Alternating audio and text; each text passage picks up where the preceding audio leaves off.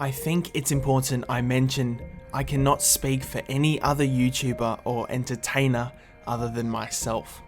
My time on this site has been rewarding, stressful, enjoyable, demanding, lonely, busy, and many other things.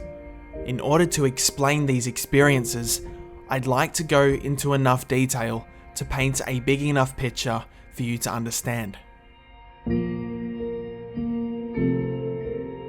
Back when I first begun on YouTube in 2011, it was an interesting and overwhelming experience, but I had no goals, no purpose, and no idea what I was really doing. Like most, I started off just for fun, but it wasn't anything more than a hobby, not even that. I barely ever uploaded. I remember my biggest gap between 2 uploads was 9 months. This irregular, slow uploading resulted in a reasonably slow growth, and I was perfectly fine with that. But some videos eventually made their way into the millions of views, and that's where things got a little more interesting and complicated. This is where all types of people emerged. I've met some great people during my time on YouTube, and unfortunately, it's inevitable in this business, you will encounter some not so great people. Unpleasant people are something I and other YouTubers all deal with on a regular basis. Avoiding trolls or aggressors when you're in the eye of thousands is just impossible. When you begin to draw enough attention, you draw all types of people with it. In the beginning, nobody really prepares you for it. It's just become something I've learned to deal with over time. Interacting with people who enjoy my videos is an amazing feeling. That interaction is something I've always valued very much. I love chatting with my viewers, but the wider the audience some videos reach, all types of people begin to sprout along with it. Some good, some not so much. To me, people who go out their way to make others feel worse are not worth getting caught up over. If you've ever had a hard time with someone else, remember all they want is your attention. They have nothing better to do with their time, and it's our responsibility to ignore them. It's our responsibility to not sink down to their level. At the end of the day, I'll choose to be true to myself, be natural, and make sure I can bring as many smiles to as many faces as I can. And I am fortunate enough to have the incredible subscribers and fans that I do, who've shown support, love and joy, and I'll forever be grateful for that. You've helped me learn and grow as a person and have taught me many valuable lessons. 2015 was the year I started taking YouTube a little more serious. Back then, the seeds of something great were starting to sprout, and I didn't want to miss the only shot I had. So I put my university and everything I worked on in school my whole life for all on hold, so I could give YouTube my best shot. And the lifestyle change hit me pretty hard. I loved it at first. Making videos from home was like a dream. I could go to sleep and wake up whenever I wanted, still can. But after a few months, I missed seeing friends and colleagues every day. It started to feel very lonely. In a room by myself for days, making a video with only the thoughts in my head. Time goes very slow like this. When video making became a weekly responsibility for me, it took most of the fun with it and started to feel more like homework, and even now it still does. But not all is doom and gloom. I am privileged enough to have an amazing, beautiful team by my side now that helps me make videos at a much faster rate, lending me their incredible skills. They help purely out of the goodness of their heart to help someone like me, someone they've never met, a stranger. Working alongside this team of mine is a major blessing of doing what I do.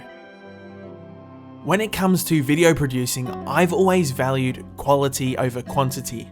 Making the best video I can, for whatever it is, has always mattered to me very much. I try my best not to rush a single video because silly little mistakes start to creep in, and the end result can sometimes look rushed too. And I never want to give that to my subscribers. I feel none of you deserve that. So I spend days making videos. Tutorials take 3 to 5 days. My short films can take anywhere from 2 weeks to 2 months, and sometimes more. To achieve the plans I set in a video, most days I have to work from morning to night, and those nights I've sometimes stayed up so late it was early, sometimes with a headache, just to ensure the video doesn't take too long to come out. Some days after spending countless hours on a video, I'm not even happy with it.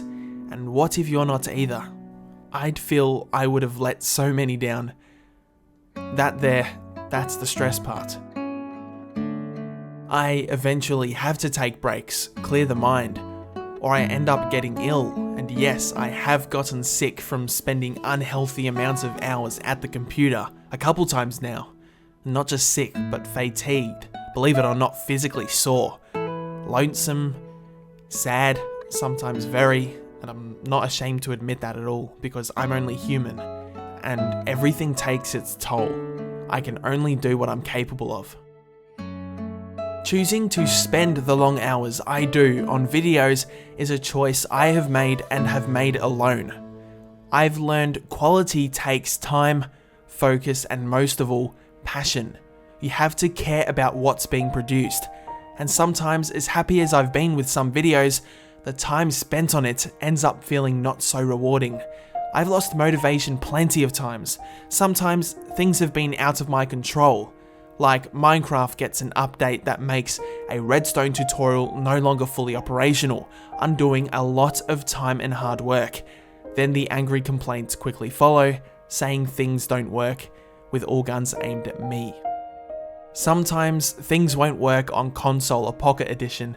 Taking even more time to make separate tutorials for multiple platforms would be extremely difficult on me, more so than it already is.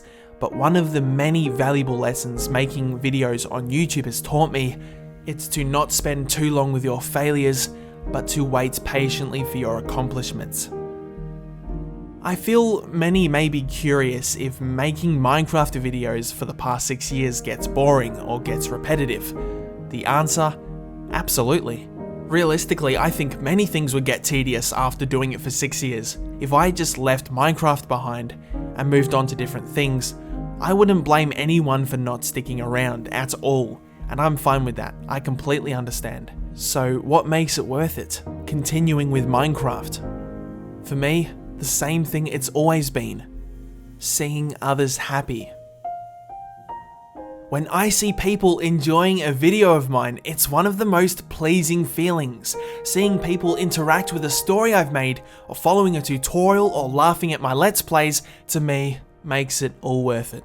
If I just wanted piles of money or YouTube's form of fame, I would have done a lot differently by now, starting with putting a face to the channel, but that's never been important to me. I've never felt it's been about me. I don't want to be defined by what I receive, but for what I give. Making visual media for thousands of others is an undertaking much larger than myself. It's about you, the viewers. And if you're happy, then I am too.